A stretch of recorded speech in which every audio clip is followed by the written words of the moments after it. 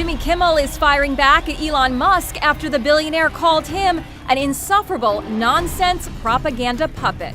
Let me tell you something. If I spent 2 weeks trying to come up with a 4-word description of Elon Musk, I don't think I could do better than insufferable nonsense propaganda puppet. The host of Jimmy Kimmel Live on ABC tweeted, after Musk did this, "From the electric car guy into a fully formed piece of shit." Jimmy Kimmel has found himself at the center of controversy after his latest show, where he took aim at tech moguls Elon Musk and Mark Zuckerberg. What started as a comedy segment quickly escalated into a full-blown attack, leaving many viewers questioning, did Kimmel cross the line between comedy and outright hostility? Are his jabs at tech giants a sign of growing frustration with the tech world, or just a desperate attempt to stay relevant in a rapidly changing media landscape? So what does this mean for late-night television? As tensions rise between traditional media and the tech world, former President Donald Trump has entered the scene, calling out what he views as desperate attacks from failing networks against Musk and Zuckerberg. Could Kimmel's harsh words hurt his reputation? Or is it just another day in the world of late-night comedy? Let's dive into Kimmel's fiery remarks and see how this could be a major misstep for the comedian. Is Kimmel losing his late-night edge? Remember when late-night TV was the gold standard for comedy? Legends like Johnny Carson and David Letterman didn't just entertain, they defined an era, drawing viewers in with wit, charm, and humor that brought us all together. Fast forward to today and something seems to be missing. Jimmy Kimmel's latest appearance on ABC feels more like a frustrating rant than the comedic sharpness we expect from late-night television.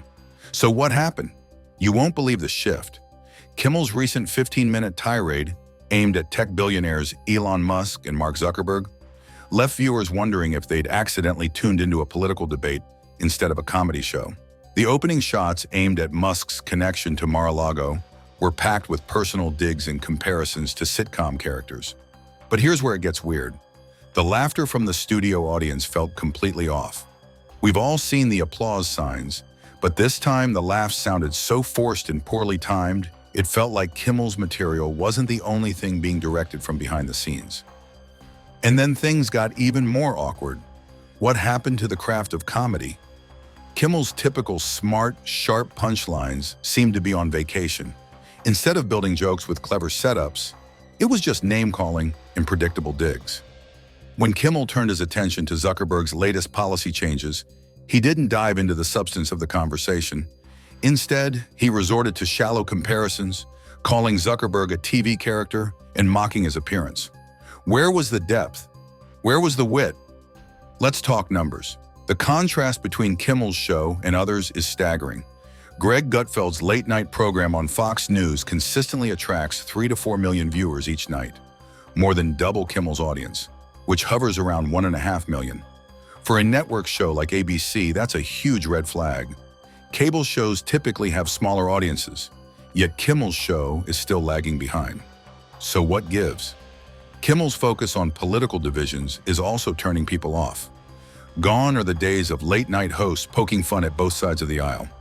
Now, Kimmel's humor seems more like an extension of his personal politics than a lighthearted take on the absurdities of life. His recent jabs at Musk and Zuckerberg feel less about comedy and more about airing personal grievances. And let's face it, audiences can tell when the laughs are no longer genuine. But here's the real twist. Advertisers are catching on. With Kimmel's audience slipping, major brands are beginning to rethink their involvement in a show that's more about division than connection. The numbers are hard to ignore. When a network show is being beaten by cable in terms of viewership, it raises serious concerns about the sustainability of this approach. At the heart of it all, there's a bigger question. Can traditional media giants like Disney, which owns ABC, keep pretending everything's fine? The audience shift is undeniable, and if Kimmel's ratings are any indication, the future of late-night TV could be in serious trouble. The question is, will they adapt in time, or will this decline continue? The decline of late-night TV.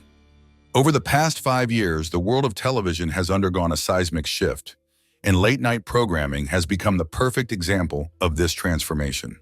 While Jimmy Kimmel's dwindling audience numbers highlight the issue, they only scratch the surface of a much deeper crisis in the industry. What happened to the golden age of TV? Just half a decade ago, late-night network shows pulled in advertising rates that were nearly 3 times higher than what they command today. This isn't just a matter of inflation, it's a clear sign of how the way we consume entertainment has drastically changed. Late-night TV used to be a cornerstone of American culture, offering topical humor to a wide audience winding down after their day. But today, that format seems almost outdated. Across the major networks, the numbers tell a troubling story.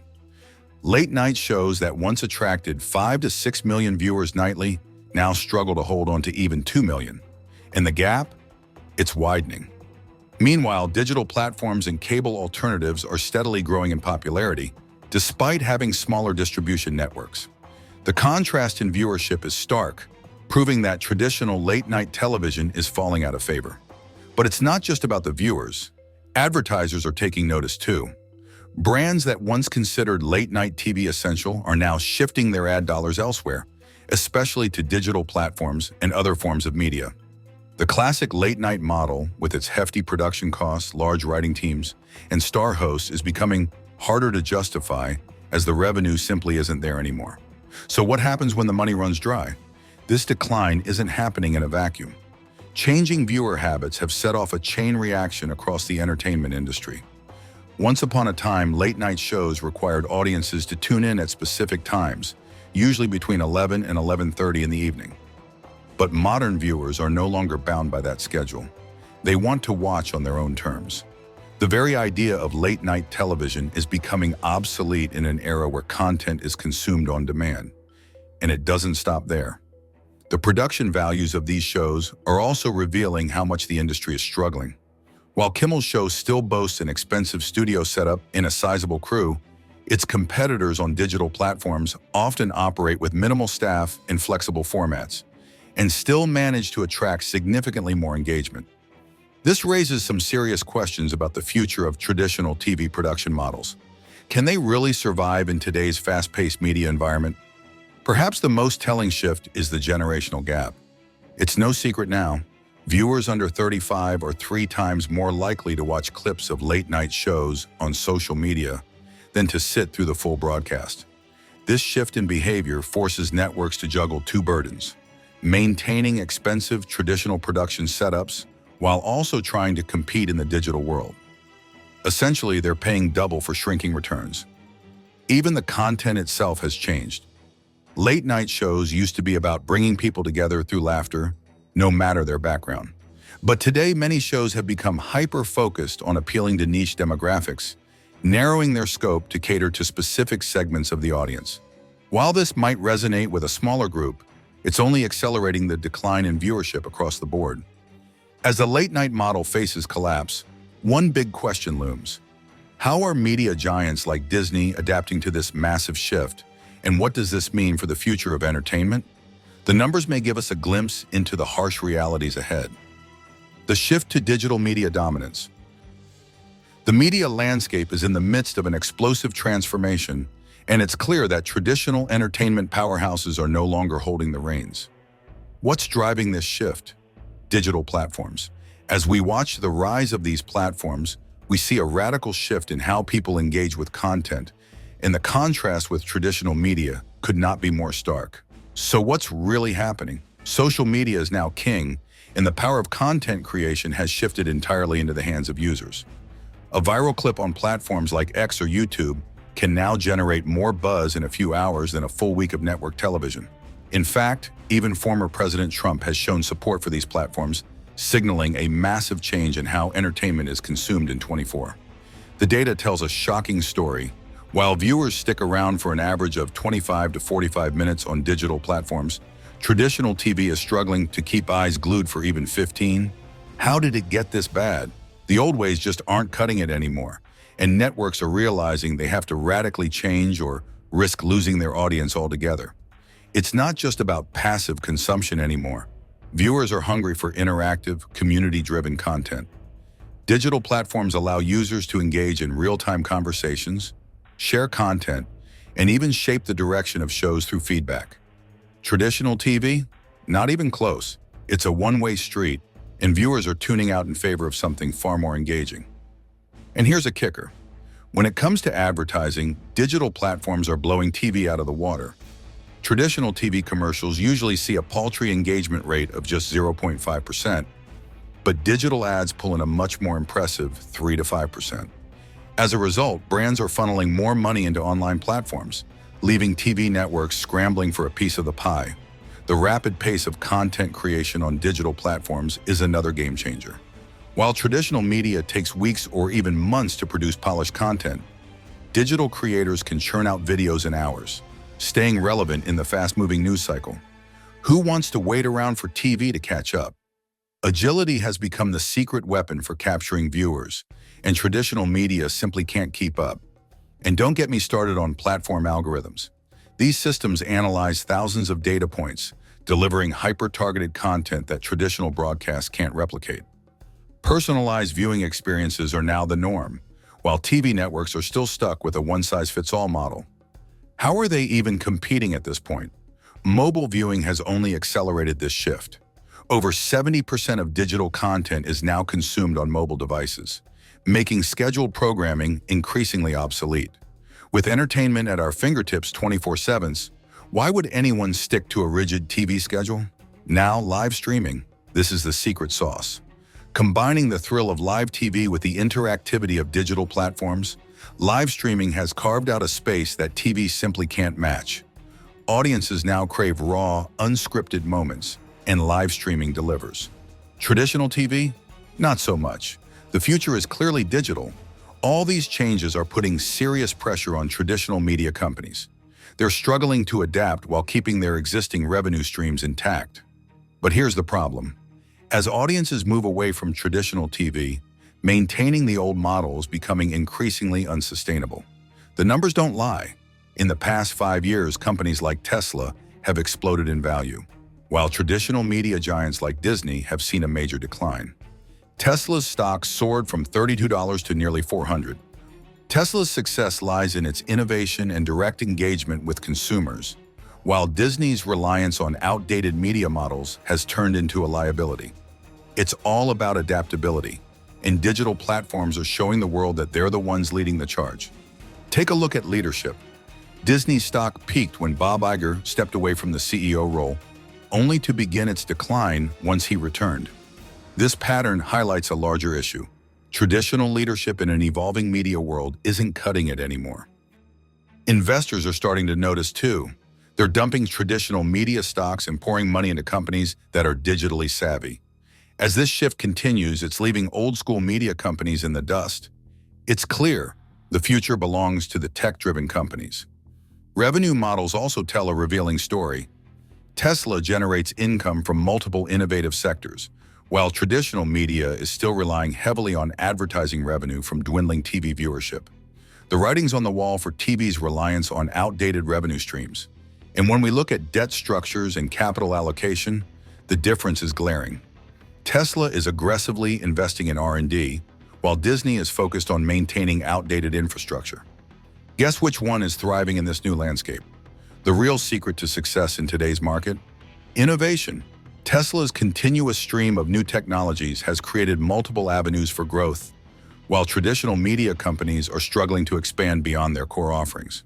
That's a major red flag for anyone watching the market closely. And here's a kicker for you. Tech companies are far more efficient than traditional media. They generate more revenue per employee, reflecting the scalability of their business models. As labor costs rise, this efficiency is becoming a huge competitive edge. So what does this all mean for the future of media? The signs are clear. Traditional media companies are being outpaced by digital platforms, and the market is taking notice. The real question now is, how will social media platforms capitalize on this massive shift in audience behavior? Stay tuned. Meta's major shift in content policies. Meta's recent announcement of bold changes to its content moderation strategies is nothing short of groundbreaking. Mark Zuckerberg's decision to overhaul Facebook's policies and relocate key operations to Texas marks a turning point in how major social media platforms manage user expression. These changes, shared via a detailed video message, are by far the most significant policy shifts since Facebook's early days. This move signals a major shift in how social media companies are interacting with users. One of the most notable aspects is the replacement of traditional fact-checking programs with a community-driven approach. The aim here? To empower users to play an active role in verifying content. By tapping into the collective wisdom of the platform's vast user base, Meta is attempting to create a system that's quicker and more effective at addressing misinformation. Early evidence from similar systems suggests that crowdsourced moderation might be more agile than traditional fact-checking. What's even more interesting is Meta's decision to simplify its content policies on sensitive issues. Could less be more? According to internal research, overly complex rules were often leading to inconsistent enforcement and confusion among users. By streamlining these guidelines, Meta hopes to create clearer rules that match real-world conversations and foster smoother, more predictable interactions online. Meta's decision to relocate its moderation teams to Texas is another key element of this shift. It's not just a change in location, it's a cultural reset. Texas offers a fresh perspective compared to Silicon Valley's traditional, liberal leanings. This move might result in more balanced decisions that better reflect the diverse opinions of the American public. Global challenges are also influencing Meta's strategy. The company is now doubling down on its stance against international pressure to censor content. In an era of growing global regulatory scrutiny, Meta's commitment to defending American companies from foreign censorship signals a pivot in how tech giants manage international relationships and regulatory demands. On the tech side, Meta is betting big on artificial intelligence. With enhanced AI tools, the platform hopes to improve its ability to detect harmful content while understanding the nuances of sensitive discussions. AI is stepping in to bridge the gap between too little and too much moderation. Early testing of these new strategies has provided valuable insights. User engagement is up, especially when it comes to more complex discussions. Could this simpler approach actually lead to deeper conversations? Time spent on more substantive content has risen significantly, suggesting that streamlined policies might encourage richer, more thoughtful dialogue. But the impact isn't just internal. Advertisers are taking notice. The response to the clearer content guidelines has been overwhelmingly positive, with many brands appreciating the transparent, straightforward nature of the new system. This isn't just about better moderation. It's a business win for Meta too. Meta is also tackling privacy with the same level of attention. The company is introducing new protocols to ensure that user data is handled transparently while still maintaining security. Balancing openness with protection is a delicate dance, but Meta seems to be getting it right. The early results are impressive, response times to user reports have improved, and moderation decisions are proving to be more accurate. This shift shows that simpler policies can lead to better moderation outcomes, creating a more efficient system overall.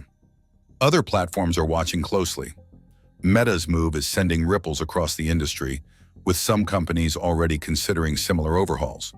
This shift could be the beginning of a much broader trend in social media governance. The role of user feedback in shaping these changes can't be overstated. By consulting with user groups from all sides of the political spectrum, Meta has implemented a more inclusive approach to policymaking. Is this a new model for social media governance? It's certainly a departure from the top-down decision-making we've seen in the past. These changes aren't just about adapting to the times. They're about positioning Meta for long-term success in a digital landscape that's rapidly evolving. So with all these shifts, where does this leave other tech giants, and how are they responding to similar pressures? It's clear that the world of content moderation is shifting, and companies that fail to adapt may find themselves left behind. Tesla's Cybertrucks aid LA fires.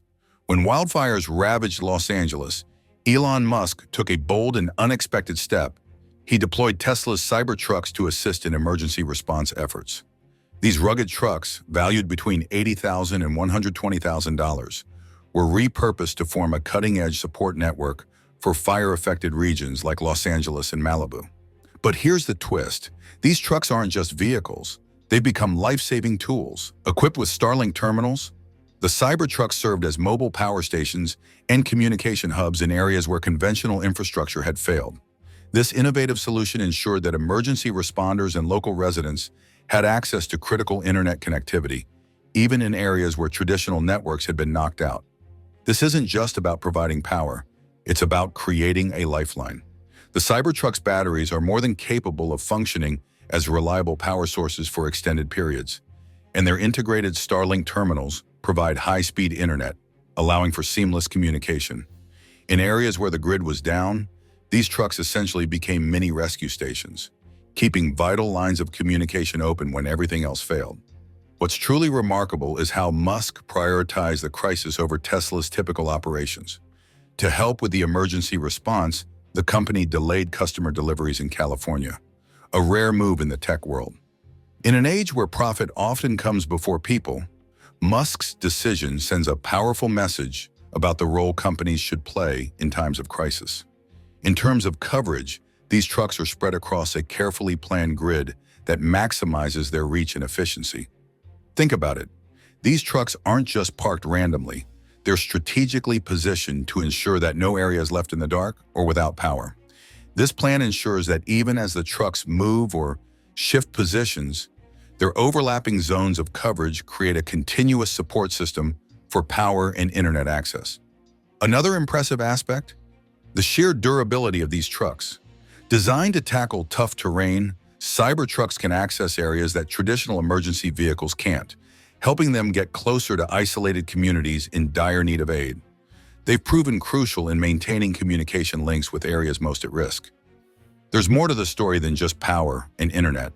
Local businesses, too, have benefited from this initiative. Thanks to the mobile power hubs and internet connections, many businesses in fire-impacted areas have managed to keep operating, avoiding the major economic disruption that often comes with natural disasters. This shows how disaster response doesn't just need to save lives. It should aim to help stabilize the economy too. The reaction from the community has been overwhelmingly positive. Emergency services have especially lauded the initiative, noting how reliable communication made firefighting and evacuation efforts more efficient. This isn't just about keeping the lights on. This is about making sure the rescue efforts can move quickly and effectively. What's exciting here is that this initiative may be a glimpse into the future of emergency response. Traditional systems often take time to mobilize, but these Cybertrucks are designed for rapid deployment and adaptability. They can be relocated within hours to the places that need them the most, providing immediate and on-the-ground support.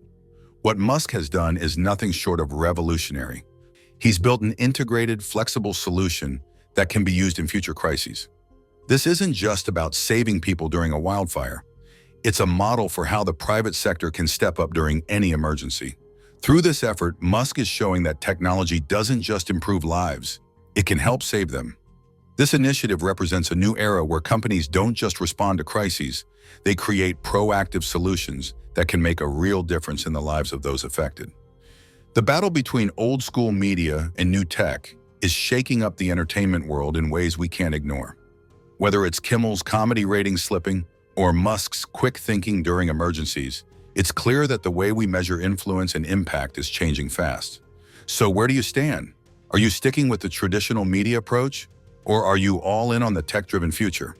Let us know in the comments. And if you're enjoying this, don't forget to hit that like button and subscribe for more insights on the latest media shifts. Thanks for watching.